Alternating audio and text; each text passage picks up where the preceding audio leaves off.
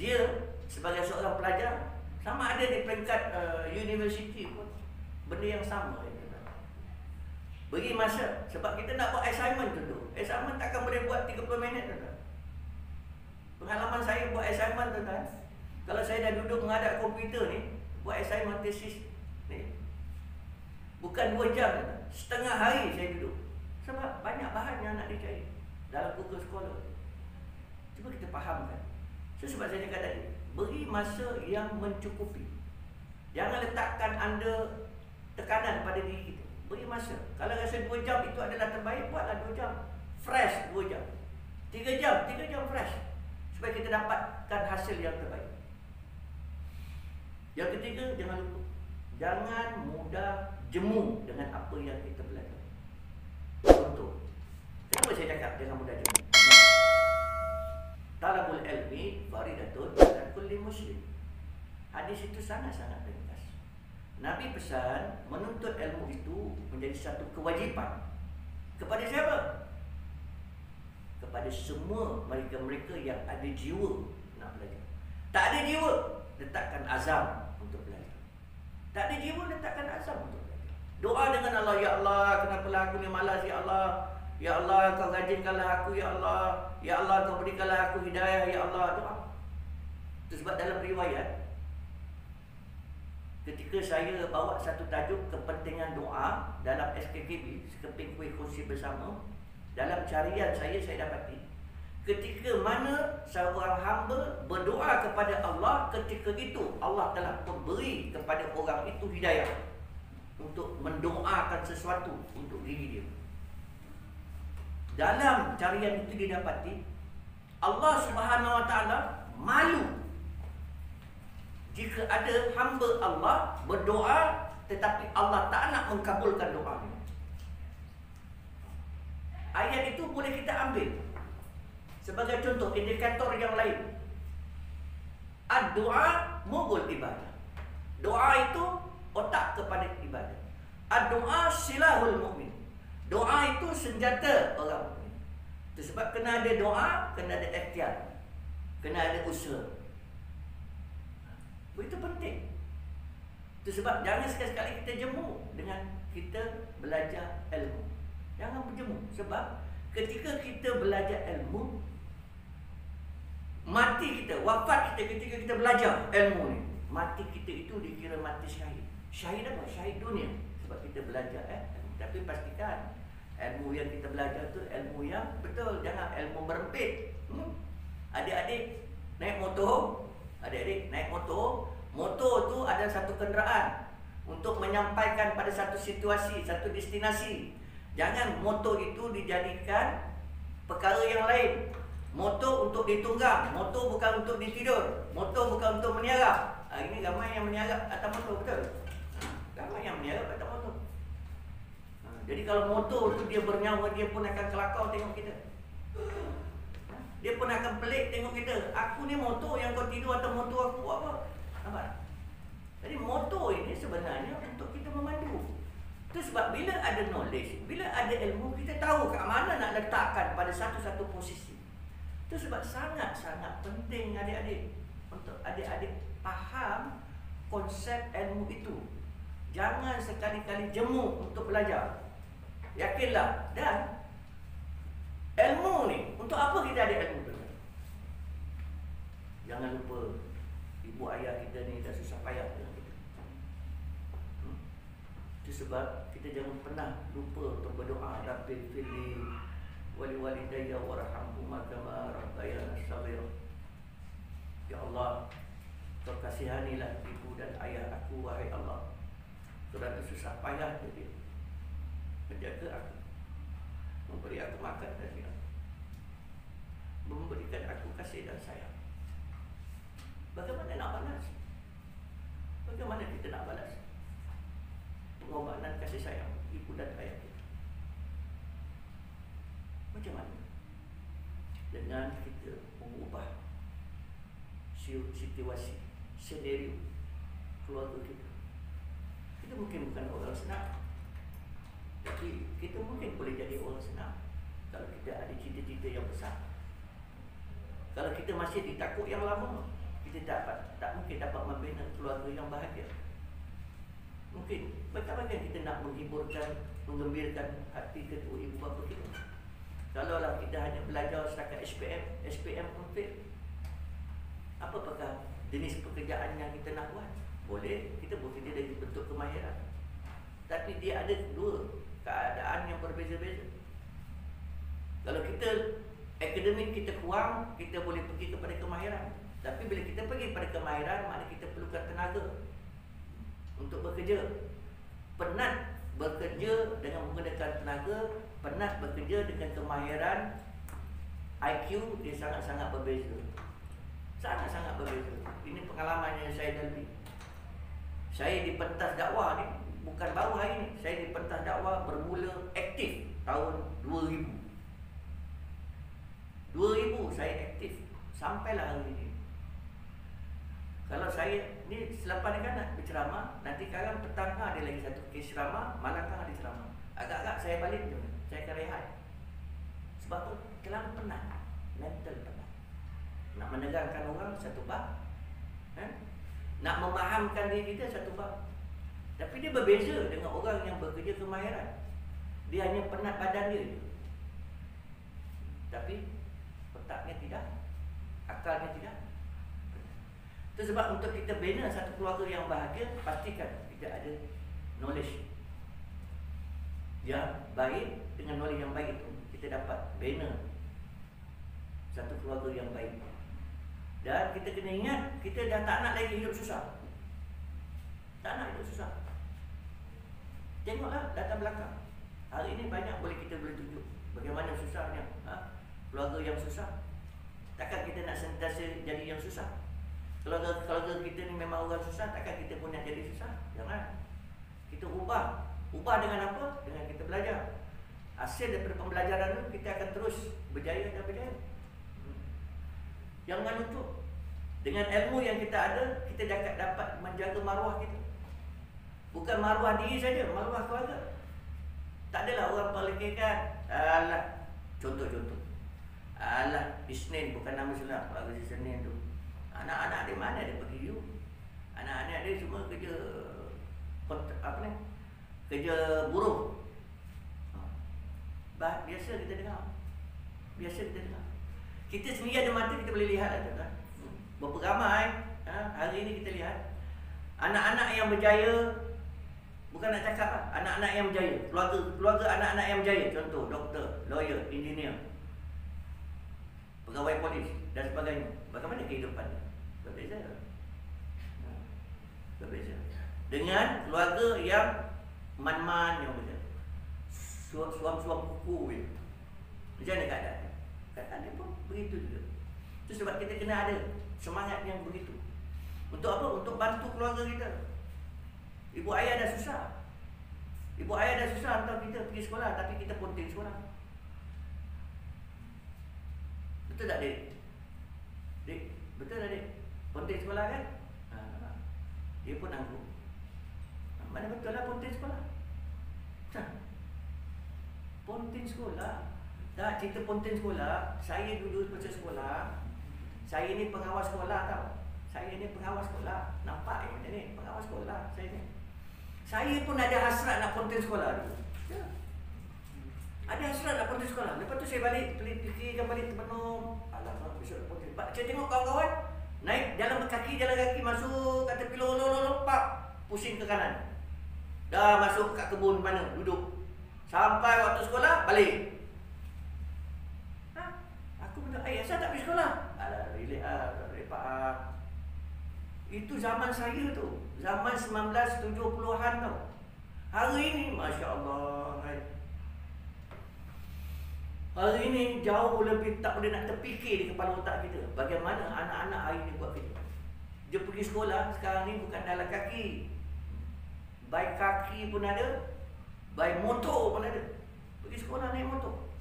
Zaman saya dulu motor pun tak, nak tengok motor pun tak ada. Tak boleh nak faham motor tu macam mana. Kemudahan dah ada, tapi menyempang. Silap-silap air bulan, buat dia na'udzubillah. Jadi mak dedau. Tahu mak dedau? Jadi mak dedau. Dari kehidupan tu tak nampak kat mana. kita nak buat sebenarnya kita pun tak tahu. Itu sebab di antara hakikat kehidupan ni kita kena ambil supaya dengan hakikat yang kita nampak ni nanti kita dapat mengatur, menguruskan kehidupan kita. Yang pertama, jangan pernah berhenti berdoa. Sebab kita ni orang awam. Adik, kita ni orang awam, kita banyak silap, kita banyak dosa. Kadang-kadang dengan mak bapak pun kita tak doa. Kadang-kadang kita nak pergi sekolah, tak pun jumpa mak bapak. Ada jumpa mak bapak ke kita? Kita tak jumpa mak bapak kita. Mak, ayah pergi sekolah. Macam tu je. Mak, ayah pergi sekolah, cium tangan kat mana? Orang cium tangan kat mana? Cium tangan kat sini kan? Bunyi sikit. Ni tak ada cium tangan kat dahi. Ambil tangan mak, cium kat dahi begini. Mana boleh? Cium kat tangan, kalau boleh bunyi kan?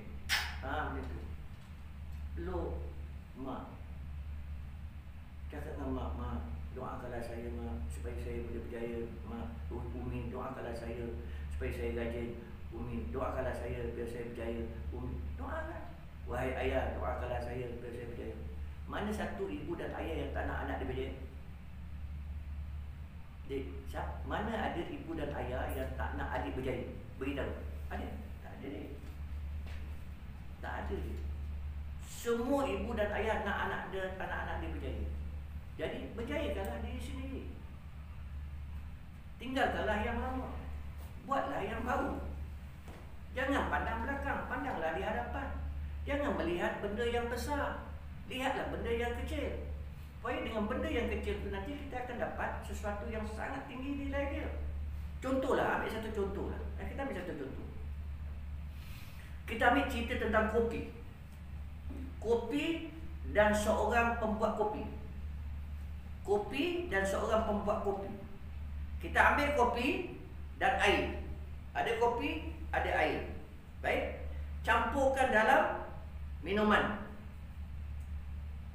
Kita minum. Dalam cawan, kopi dan air masuk, minum. Dia berbeza. Dengan segenggam kopi letak dalam bekas yang besar. Halangan dia berbeza tak? Berbeza kan? Itu yang saya nak masukkan. Besarkan jiwa. Jangan besar kepala. Besar jiwa, jangan besar kepala. Masuk sekolah besar kepala. Pergi gaduh, buat musuh sana, buat musuh sini, buat musuh dengan cikgu dan sebagainya. Jangan. Cikgu tu dia adalah sumber ilmu kita. Terima kasih kepada cikgu. Ketika saya ingat, masa saya mengajar di salah sebuah masjid di Melaka, saya tahu dia adalah cikgu saya. Saya tahu. Dia datang dengar saya punya kuliah. Saya tahu dia cikgu saya, tapi dia tak kenal saya. Ketika saya dengar berceramah, saya cakap, terima kasih cikgu. Itulah cikgu yang pernah saya tak nak sebutlah nama siapa. Terima kasih cikgu kerana banyak mengajar saya. Halalkanlah ilmu yang cikgu ajar. Itu cikgu saya di hujung sana tu, yang pakai spek mata, yang duduk melihat saya, mendengar saya setiap minggu dalam kuliah. Saya jumpa dia, apa saya peluk dia, menangis. Itu baru cikgu saya. Kalau ibu saya, kalau bapa saya, agak-agak macam mana. Sampai dia kata apa? Ya Allah, terima kasih. Awak masih ustaz. Dia panggil saya awak. Dia panggil siap. Ustaz, terima kasih ustaz. Kan ustaz masih kata saya. Sampai macam tu. Sedih. Saya yang tak boleh nak menangis pun menangis. Saya selalu tengok cerita Kutub Tahi yang menangis tu. Sebab saya faham lirik bahasa dia tu. Hari ni sekarang pun saya pelik. Orang-orang tengok cerita Hindustan, dia pun boleh menangis padahal dia pun tak faham. Macam saya sih memang faham tengok cerita Hindustan ni. Sebab datuk saya orang Pakistan. Datuk saya memang orang Pakistan. Saya dibesarkan oleh datuk nenek saya. Nenek saya bukan orang Pakistan, tapi datuk saya memang pure Pakistan. Dia kalau dia berjumpa dengan orang Arab, dia nenek dia.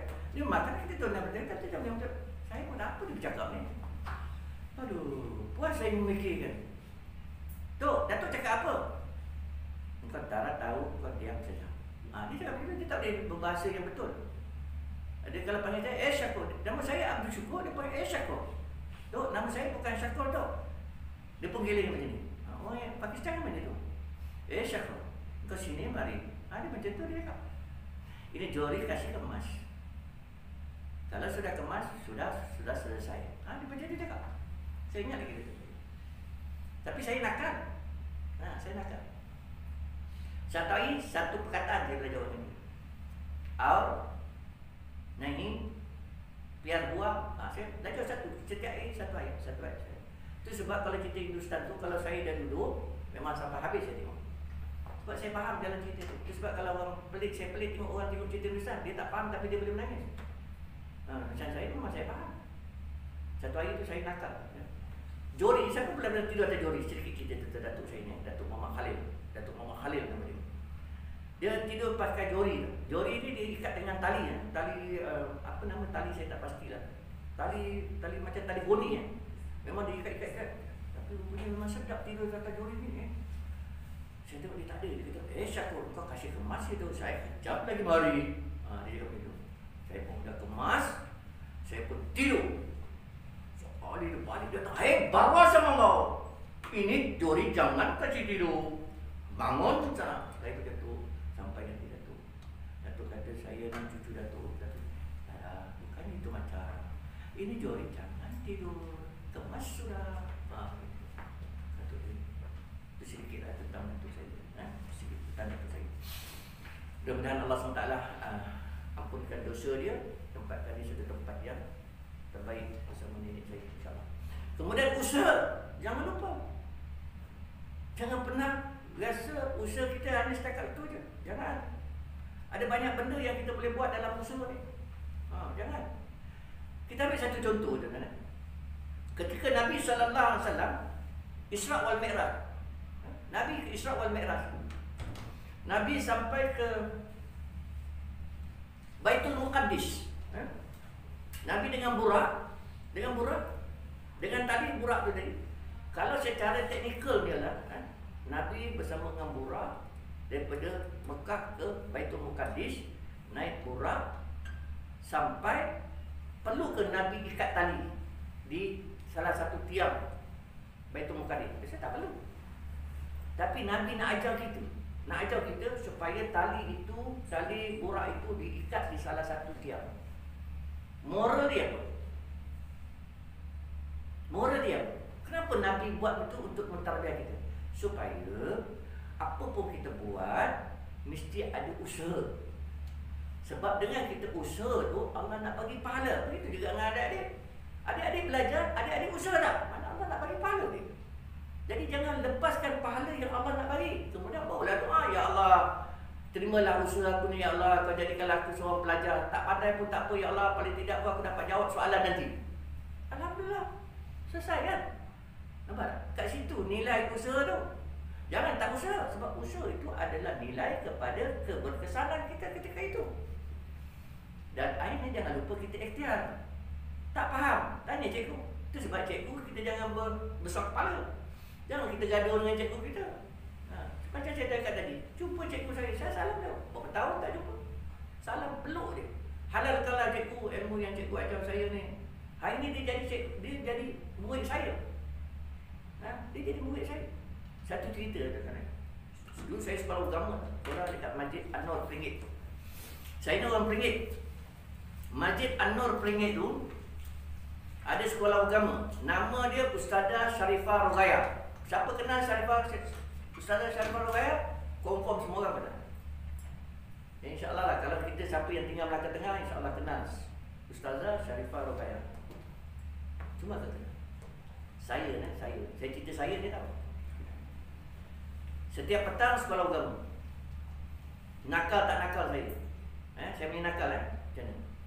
Dulu zaman sekolah, masuk petang 2:30 dah masuk sekolah. 2:30 sampai pukul 6 macam tu. Habis.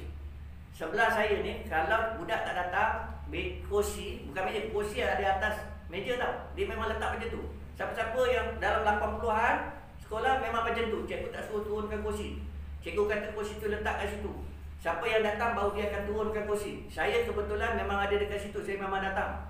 Walaupun nakal-nakal saya tetap akan datang sekolah. Saya nakal tapi saya datang sekolah. Sebelah saya ni dia tak datang. Atau dia lambat datang. Kursi dia ada atas meja. Apa saya buat? Nakal tak nakal saya. Siapa ada buat macam saya buat? Kalau ada siapa yang ada buat saya, kita friend. Kita kawan. Saya duduk, dia dah habis, cikgu tengah mengajar ni. Ustazah Syarifah Nuraya tengok mai tuan. Saya pun tolak. Lepas tu saya pun bodoh ni. Nakal tak nakal dia? Pom dia tu kan. Saya pun bodoh. Ustazah pandang belakang. Dia daripada depan, dia pandang belakang. Syukur. Kenapa terlampau baik sangat? Ustazah tahu, syukur yang buat. Nak bangun, naikkan balik kursi tu. Saya pun angkat. Saya cakap apa? Bukan saya, Ustazah. Kursi tu yang jatuh sendiri. Saya cakap, saya punya nakal. Syukur, naikkan kursi tu balik. Saya pun angkat. Tuan-tuan, nak jadikan cerita tuan-tuan.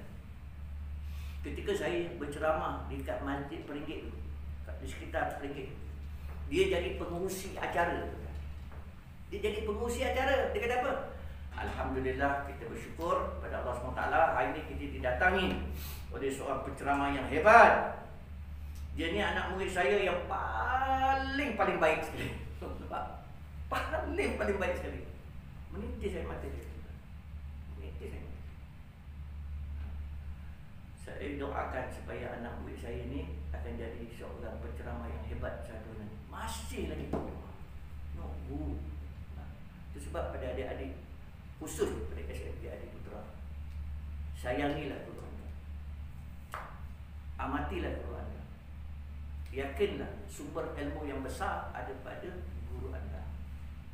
Jangan sama sekali mengabaikan. Dengar cakap. Ikhtiar, tak tahu ikhtiar, tanya dia. Dan akhirnya kita kena bertawakal dengan Allah SWT. Dengan tawakal itu nanti insya-Allah Allah SWT akan beri kekuatan yang sangat besar. Jadi, saya nak pendekkan cerita ni. Ada satu cerita. Ada dua cerita yang saya nak bawa. Pertama, semua orang makan KFC, betul? Saya pun makan KFC. Bukan kerana suka, tapi kadang-kadang memang saya makan. KFC ni, nama dia Cornell Holland Descendants nama dia. Siapa yang makan KFC kena tahu juga. Nah, ini saya nak abadikan dalam rakaman ni. Dia pencen askar umur 66 tahun. Lewat tak? Lewat 66 tahun. Siapa kat sini 66 tahun? Puan 66 tahun puan Puan 66. Semua tak nak mengaku kan? Tak apa, saya ambil saya 66 tahun. Tak ada masalah. Sahabat saya M. Zainal, dia bukan 66 tahun. Dia kata terbalikkan, aku jadi muda Ustaz. Baik, aku terbalikkan 45 tahun. Muda sangat kan? Tapi nak cerita Cornell Holland Descendants ni, dia pencen umur 66 tahun. 1956 dia ambil komisen 4 sen jual ayam. Jual ayam di sekitar kawasan dia. Hari ini seluruh dunia KFC ada kurang lebih 10,000. Dia ada 2,000 pekerja seluruh dunia. Dan hari ini Cornell Holland Descendants ada 8.2 bilion USD setiap tahun. Itu sebab suka saya nak kongsikan. Sama-samalah adik-adik yang ada di hadapan saya yang mendengar. Sama-samalah adik-adik, kita bina kehidupan. Kalau kita ingin menjadi pokok yang paling tinggi, kita perlu bersedia ditiup angin. Pokok kalau dia tinggi, dia mesti akan ditiup angin. Paling tinggi dia akan lebih banyak angin dia akan tiup. Kalau tak sanggup ditiup angin, maka janganlah jadi pokok. Jadilah rumput. Jom kita sama-sama jadi rumput. Sebab rumput tak ditiup angin. Rumput tidak ditiup angin. Memang tak boleh nak tiup sebab dia bawah. Tapi hidup kita dipijak orang. Fikir-fikirkan. Semoga perkongsian ilmu ini memberi banyak manfaat khusus kepada seluruh pelajar-pelajar SMK Adi Putra. Dan sekali lagi saya merakamkan ribuan terima kasih kepada pengarah Encik Rozaidi Osman kena memberi peluang dan ruang untuk sama-sama saya berkongsi sedikit pengalaman, tips untuk belajar. Dan mudah-mudahan perkongsian ini akan banyak beri manfaat bukan saja pada saya, pada pelajar-pelajar, dan terima kasih juga kepada Pengetua Puan Maslina Mohammed SMK Adi Putra dan sahabat saya TM Zainal bin Harun, pegawai Kemas Parlimen Masjid Tanah. Jadi saya syukur setakat itu. Mudah-mudahan jika kita kurang, saya minta maaf. InsyaAllah banyak umur, murah rezeki, ada keberkatan umur yang lain. Kita bertemu lagi di lain. Terima kasih di atas perhatian. Mohon maaf kepada kekurangan. Saya tutup majlis dengan tasbih kifarah. Subhanallah bihamdi, subhanallahumma bihamdika, asyhadu an la ilaha illa anta, astaghfiruka wa atubu ilaik. Assalamualaikum warahmatullahi taala wabarakatuh.